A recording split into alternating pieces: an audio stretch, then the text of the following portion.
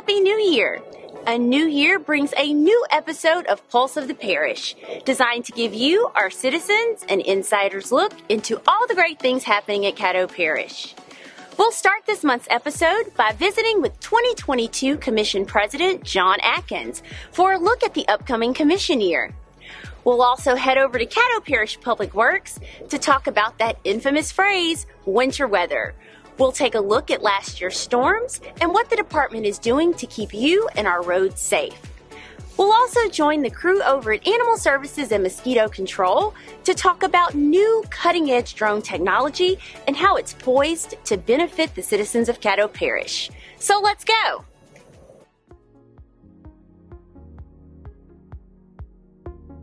Hello, my name is John Atkins. It's my honor to serve as the President of the Caddo Parish Commission in 2022. I've been on the Commission since 2016, so this makes my 7th year on the Commission. I represent District 9, which is basically from 70th Street on the north to DeSoto Parish on the south, Harts Island Road on the east, and I-49 Linwood on the west. So when I ran for the Commission, I ran on a platform of making parish government more effective, more efficient, and more fair. So that's what I'll be continuing to focus on in 2022. So when I say effective, I mean when a constituent calls a commissioner, we're able to touch base with the proper people in the commission staff, and they're able to effectively execute on the request and address people's issues promptly and effectively. When I say efficient, I mean they utilize the proper amount of commission resources in doing so. The commission staff is equally responsive to any citizen, whether they live in North Caddo, South Caddo, East Caddo, West Caddo, rural Caddo, or urban Caddo. So that has been my focus since 2016, and will continue to be my focus as president in 2022. Every organization has challenges, and the commission is no different. 3 that come to mind are, first of all, our need to reestablish a zoning and planning board for the portion of the parish that lies outside of the city. As you know, in 2021, a state law was passed which prohibited the MPC from taking actions outside of the city limits. So as commissioners, we need to determine how we're going to handle zoning and planning outside of the city of Shreveport. We've been blessed with having abundant natural gas activity in Caddo Parish, and I'm very supportive of natural gas activity. But in recent months, we've been seeing some rigs snuggle up kind of tight against some neighborhood developments, and we need to work with those oil and gas operators to make sure that they keep proper distances and work on their operations to ensure that they cause a minimum amount of disruption to our residents. Things like noise from drilling and fracking, road dust, vibration. Those are all things we need to work with operators to address so that we can operate harmoniously with one another. The last is the capacity issue at juvenile detention. As you know, several years ago, the legislature passed a law stating that 17-year-olds could no longer be housed at CCC, at Caddo Correctional Center, but that they would need to be housed in the juvenile detention facility. We all feel that the 17-year-olds are better housed at juvenile. The only problem is we don't have capacity for all these additional detainees that are coming in. So we've got to determine whether we want to build an additional facility, add on to our existing facility, or pursue other methods. The problem with adding on is the capital cost of adding on, as well as, more importantly, the annual operating costs of that additional capacity. Right now, we're addressing this issue with greater use of ankle bracelets, greater use of probation officers, and according to our juvenile services director, that appears to be working pretty well so far, so we'll continue to monitor that and see if we need to make any additional changes. I grew up here in Caddo Parish, lived here from the day I was born until I was 18 and went off to school. So I've seen a number of places around the country and around the world. But when I was about 40 years old and decided to pick my forever home, I decided to move back to Caddo Parish and to Shreveport, because to me, it's a perfect fit. I'm a medium-sized community kind of guy. So I like the fact that Caddo Parish in general and Shreveport in particular has all the things that a big city has. I mean, if you like the theater, they've got the theater. If you like the symphony, they've got the symphony. If you want movies, we've got movies. But we have those advantages of the big city, but we don't have the disadvantages of overcrowding, traffic, smog, etc. So for me, Shreveport and Caddo Parish are a perfect blend. It's a nice medium-sized city fit for me. So, what I like about our community is that if you want to stay in town and go to the restaurants and clubs, we have those options. But if you want to get out of town and go hiking or fishing or whatever your pastimes may be, we have those options, and they're easily accessible or reasonably priced. I've loved being back in Caddo and Shreveport, and I don't see myself ever living anywhere else. As we go through this year, I'd like to encourage our citizens to get engaged with the activities of the Commission. There are numerous ways to do that. You can attend a Commission meeting. We meet on every other Monday at 3:30 and every other Thursday at 3:30. There's also an abundance of committee meetings that occur throughout the week. So take a look at our website, see what's going on, see when our meetings might be, and feel free to come in and watch and listen and engage on the topics that we're trying to address on your behalf. If you can't attend a meeting in person, and then if you're attending online and you have questions or concerns, feel free to email either me, John Atkins, the Commission President, or your Commissioner. And your Commissioner is listed on the website. You'll see each of us listed independently, and you can click on our names, and it will pull up our contact information and provide you with email addresses and phone numbers. And please reach out and let us know what's on your mind, what you may be concerned about, what you may think is going well. And if you have concerns, we'll certainly do our best to address them. So I encourage you to engage personally, learn all you can about the Commission and our issues. And I'll also encourage you to, when you read something on Facebook or the Internet, check with your Commissioner and get their perspective on these issues, because there are multiple sides to every issue, and life is complicated and municipal government is complicated. We're doing the best we can to make Caddo a wonderful place to live and ensure it stays a wonderful place to live. So feel free to reach out and let us know your thoughts.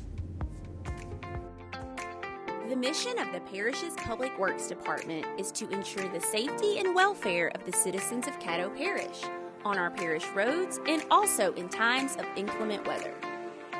Last year's winter storms created obstacles across Caddo Parish, but Public Works rose to the challenge. Our inclement weather response in Public Works for our roads and bridges are twofold. We look at how the weather's going to come in. If it's going to be a rain event first, before then it turns to ice, we go out and look at our drainage systems. We want to make sure that they're free flowing for the initial rain event before they start to freeze. If we end up freezing beforehand with a bunch of water, we're going to have issues. Secondary, we start manning our sand trucks, our de-icing trucks. We get those prepared, we load them full of sand, we load our de-icers full of de-icing, and then we're ready on standby.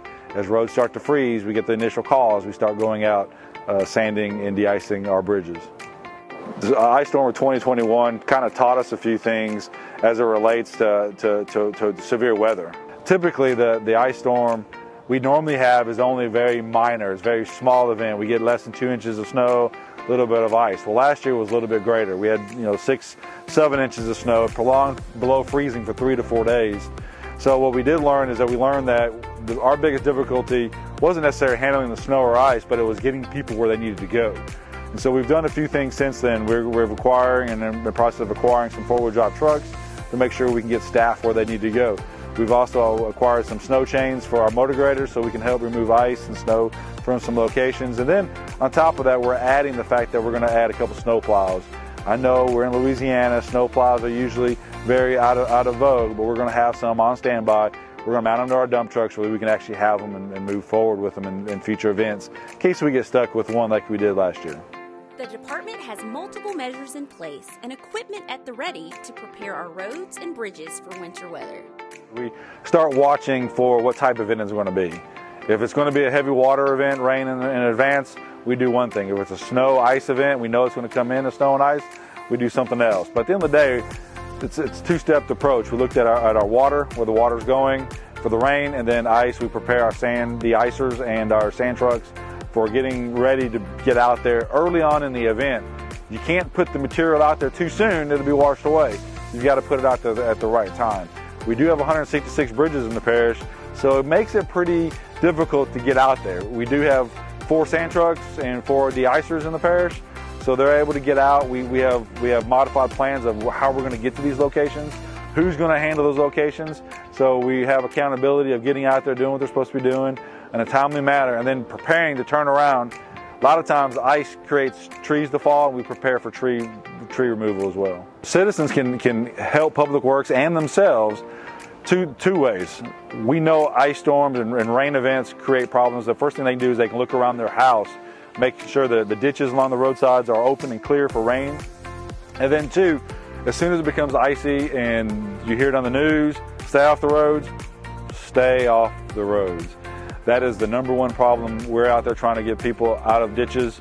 We're trying to keep the roads safe and passable. We're trying to keep the bridges clear. And it just cumbersomes the issue when vehicles and personal vehicles are out driving around, want to see the scenery, and our Public Works guys are out trying to make a difference and solve it. So that we're out there for a medical emergency. We want to make sure that medical emergency vehicles, whether it's the Sheriff's Department, ambulances, whoever fire departments can get to where they need to go in a safe manner. That's what's really important in times of those needs. The biggest thing that citizens can do is keep a watch out on the news, keep a watch out on our Facebook page. We have a link on our website that says that report an incident. They can report an incident. It comes directly right to everybody who's involved. It goes right to their phones, right to their email baskets. We can get on it and we can start looking for the situation and keep them informed of what's happening, what that the parish is doing to protect our roads and our bridges. Animal Services is excited to employ the use of cutting-edge drone technology to serve the citizens of Caddo Parish and enhance mosquito control operations. The purpose of the drone is one of the reasons we got the drone was so we could start treating areas that we cannot reach by foot or took hours to get to.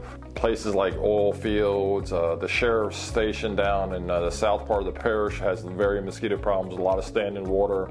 Even areas close to around here are facilities. We have lots of junkyard and things like that. So with the drone, we can literally fly it over these areas and drop larvicide in there so we can hit the mosquitoes larvae before they become adults, and we think this will be a great big benefit. We think it'll definitely knock a lot of mosquitoes out, and we're pretty excited treating some of these areas that we haven't been able to treat it before. The use of drone technology will allow the parish to more effectively combat mosquitoes in hard-to-reach areas, helping to control the mosquito population. It'll definitely reduce the mosquito control population. We will be knocking mosquitoes out that will be breeding areas that we couldn't get to before. So instead of going out and spraying with the trucks at night, we'll still be spraying at the trucks at night, but hopefully we think the drone will reduce the mosquitoes themselves with lots of larvicide, which is a little bit more effective than spraying at night, and we think it'll reduce the mosquito control population. Basically, the drone will go up into the air. It'll have a predetermined setup on the map. It'll drop the larvicide in the standing water in the areas that predetermined map. We'll use larvicide where we'll drop it in there, and then the larvicide will be good for between 1 and 30 days. And if there's any standing water, it'll kill the mosquito larva, so the mosquito larva will not develop into adults, and then it will. At that point, we should have less mosquitoes in that area, especially areas that we've hit. We are going to use the drone end of March, first couple weeks in April. That will be the starting date, and then if we get heavy rains, we'll use it as needed too. There are multiple ways that citizens can make mosquito control a team effort.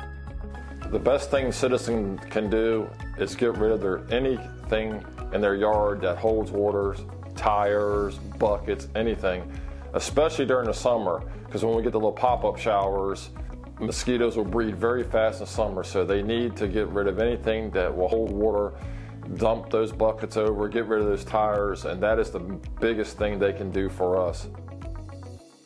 My shot matters. My shot matters. My shot matters. Your shot matters. Your shot matters. Our shots matter. My shot matters. My shot matters. My shot matters. and your shot matters. My shot matters. Your shot matters. My shot matters. Your shot matters. Your shot matters. Your shot matters. Consider a COVID vaccine today.